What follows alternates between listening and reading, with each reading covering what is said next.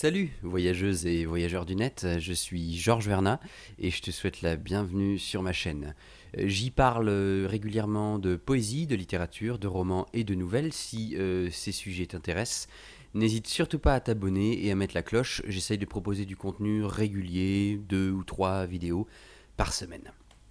La première chose que je vais vous demander, avant d'entamer véritablement le sujet de cette vidéo, c'est n'hésitez surtout pas à me mettre en commentaire un souvenir. Voilà, ça ce sera, on en rediscutera dans la prochaine vidéo, mais un souvenir dans votre vie lié à des professeurs.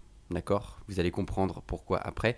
Des professeurs qui vous ont marqué dans votre scolarité, qui vous ont aidé à progresser, à avancer en tant qu'être humain, voilà, et dont vous vous rappelez même encore aujourd'hui, peut-être 10 ans, 15 ans, 20 ans plus tard.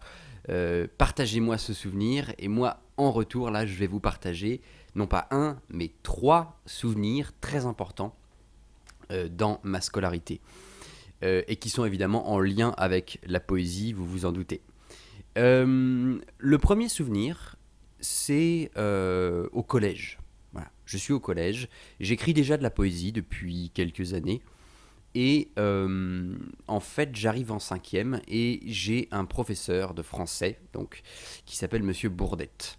À cette époque, j'ai évidemment pas encore publié et je suis assez timide, assez introverti dans mon caractère. Et donc, je montre pas vraiment ce que j'écris à qui que ce soit, à part peut-être mes parents.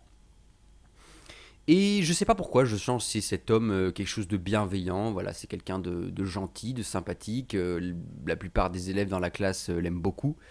Et j'ai envie d'essayer de partager avec lui. On verra bien ce qui se passe, quoi. Donc je lui propose, je lui dis que j'écris de la poésie. Et il est un petit peu étonné. Au début, un peu, bon, disons, pas forcément certain. Mais il me dit, bon, bah pourquoi pas. Euh, Montre-moi un texte, on verra bien. Et je lui montre, et je me rappelle en fait de quelqu'un de justement très bienveillant, avec beaucoup de tact, qui n'a pas cherché à me dire c'est bien, c'est pas bien, voilà, tu seras un grand poète, ou alors arrête-toi là, non pas du tout. Simplement, il avait fait des remarques bienvenues sur bah, des petites fautes d'orthographe, sur ah bah tiens, dans ce verre-là, il y a un pied de trop, voilà, des choses assez simples, mais qui finalement, dans cet aspect simplement bienveillant, pas, presque neutre en fait de son conseil, qui n'était ni c'est génial, ni c'est de la merde, juste en me disant continue, continue, essaye, écris, voilà, tu verras bien ce qui se passe. Et j'ai le souvenir que cette première rencontre, entre guillemets, avec quelqu'un d'un peu plus âgé qui m'aiguille, mais avec tact et bienveillance, ça m'a beaucoup aidé par la suite. Donc merci, Monsieur Bordette. Voilà. Si un jour vous regardez par le plus grand des hasards cette vidéo, eh bien merci à vous, puisque dans mon parcours, vous avez été vraiment important. Ensuite, le deuxième souvenir, je suis cette fois au lycée. Et bon, le lycée pour moi n'est pas une période incroyable parce que moi qui n'ai jamais été un énorme bosseur à l'école, je me suis un peu reposé sur des acquis ou des aptitudes un peu naturelles, on va dire, que j'avais. C'est vrai qu'au lycée, quand tu bosses très très peu, bon, ça finit par quand même se répercuter hein, sur les bulletins, et puis les profs qui ne cessent de dire élève dissipé, peut mieux faire, ne donne pas le maximum, voilà, pourrait faire tellement mieux dans ses résultats. Bon, ça c'est un peu l'histoire de mon lycée. Et justement, j'avais des rapports très conflictuels avec ma professeure de français à l'époque, qui s'appelait Madame Désira. Et je me rappelle bien de ça. Je me rappelle que je l'énervais hein, prodigieusement. Je l'énervais pourquoi bah parce que j'étais quelqu'un d'assez immature, d'assez dissipé. Moi, je passais mes cours à parler avec mon meilleur pote de l'époque, Félix.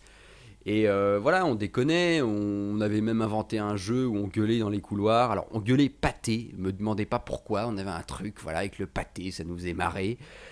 Bon bref, on a fini en colle pas mal de fois.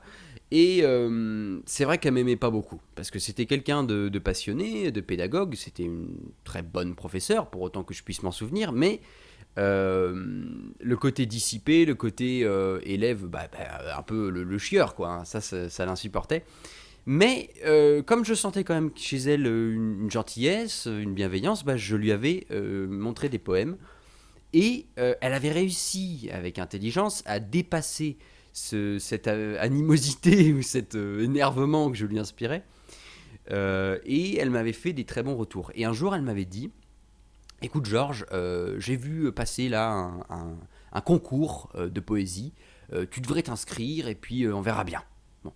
Alors au début, moi j'ai dit non, parce que comme je le disais, même au lycée, hein, j'étais assez introverti, je n'osais pas trop me montrer. Elle a insisté, finalement j'ai fait le concours, et il s'avère que quelques mois plus tard, on reçoit les résultats, j'avais gagné. Alors, comme c'était un concours national, ça a fait un petit peu de bruit. Ils ont fait une petite cérémonie au lycée.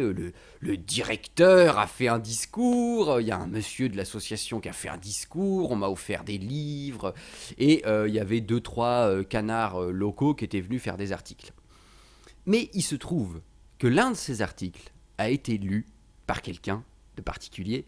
Et un an plus tard, cette personne m'a recontacté. J'avais alors 17 ans pour me dire « Bonjour Georges, je m'appelle Alain Werner, je fais de la radio, j'aimerais bien faire une émission sur ta poésie, est-ce que tu acceptes ?» J'ai accepté, et c'est comme ça que de fil en aiguille, je suis devenu chroniqueur radio pendant 3 ans à Tours.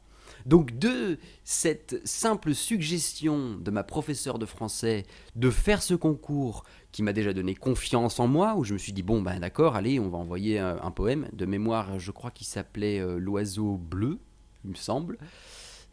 Mais j'ai pas vraiment de souvenir de ce texte. Je pourrais peut-être essayer de vous le retrouver si vous êtes curieux ou curieuse. Mais de cette simple décision de dire d'accord, allez, j'essaye, le fait que je gagne le concours, le fait qu'il y ait un article dans le journal, que ça me permette ensuite de faire de la radio, etc. Il a découlé tellement de bonnes choses de cette confiance en moi qu'elle m'avait insufflée que voilà, malgré les sentiments un peu tendus que j'avais avec cette professeure, le souvenir, c'est simplement quelqu'un, encore une fois, qui avec bienveillance, avec tact, m'a poussé sur ce chemin de la poésie. Donc merci, Madame Désira, pour ce soutien, si un jour, pareil, vous voyez cette vidéo. Et le dernier souvenir, cette fois-ci, il est à la fac. Je me rappelle pas du nom de ce professeur, mais je me rappelle de son geste. Je me rappelle de ce petit encouragement qu'il m'avait donné. Parce que moi, j'ai fait une fac de droit, et comme peut-être certains d'entre vous qui me regardent, je ne savais pas trop quoi faire après le bac. Je suis un peu paumé, il faut faire quelque chose. J'ai pas forcément envie de faire une fac de lettres parce que je trouve que c'est trop didactique, c'est trop technique. Bon, alors je me dis on va faire une fac de droit. Bon, je fais une fac de droit, je repique la première année parce que j'ai pas bossé, je passe la deuxième première année, mais bon, de justesse, j'arrive en deuxième année et à la fin de la deuxième année, je me dis ça va pas aller, c'est pas pour moi, c'est passionnant le droit, mais c'est tellement technique, c'est tellement connaître par cœur, voilà, du bachotage, quoi. C'est connaître par cœur la jurisprudence, c'est connaître par cœur tel ou tel arrêt, tel ou tel revirement de jurisprudence, c'est apprendre des articles du code civil, du code pénal par cœur, etc. Bon, j'y arrivais pas. Et donc quand j'arrive à mes examens en fin de deuxième année, je sais que certaines matières, c'est pas possible. Je vais me taper 2 ou 3 ou 5 sur 20, ça va pas passer. Donc je me dis, perdu pour perdu, au lieu d'écrire, je sais pas, 50 ou 100 lignes de charabia quelconque pour remplir le blanc, je vais leur écrire un de mes poèmes et je vais leur mettre mon mail et je vais leur dire voilà, je viens de sortir un recueil, ça s'appelle Juego y Libertad. Si vous êtes intéressé, si le poème vous a plu, contactez-moi. Personne ne m'a contacté, sauf ce professeur, qui était mon professeur de droit commercial, qui m'a encouragé, qui m'a envoyé un mail en me disant Georges, je vous cacherai pas que votre note, c'est une bulle, mais par contre, j'ai beaucoup apprécié vos vers, j'ai envie d'acheter votre recueil, envoyez-le moi. Bon. Et ben mine de rien, cette façon de dépasser en fait ce contexte de l'enseignement qui peut parfois être assez brutal, c'est-à-dire moi je suis professeur de droit commercial et toi ta copie c'est je ne sais quel truc débile de poésie et tu vas te prendre un zéro et disparaître de ma vue, ben non, ça lui a plu, il me recontacte, il transcende un peu son statut de professeur de droit pour aller vers moi et m'encourager. Donc merci à ce professeur aussi, même si j'ai oublié son nom et j'en suis désolé, parce qu'il m'a aidé. Il m'a aidé à continuer à croire en moi et à poursuivre cette grande aventure de la poésie que je poursuis depuis une vingtaine d'années. Merci beaucoup d'avoir regardé cette vidéo, j'espère qu'elle vous a plu et je vous dis à très vite pour d'autres aventures poétiques. Salut!